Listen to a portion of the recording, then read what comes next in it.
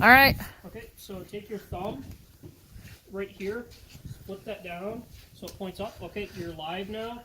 So just get a good grip like you're giving a handshake. Yep. Well, you want your trigger finger up against the rail there when you're not using it. Okay, so you got that on there. So slowly get it on target and just slowly squeeze the trigger. I'm trying to stop shaking. Hey.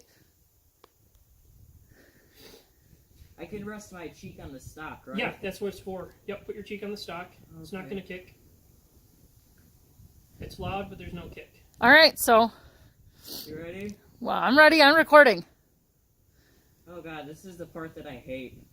So don't worry about it. This is very low recoil. Okay. Here it goes. Woo! Not too bad. Good. Trying to keep it on target. It flinches a little when you press the trigger. Well, that's why you got to slowly squeeze it and don't even think about it. All right.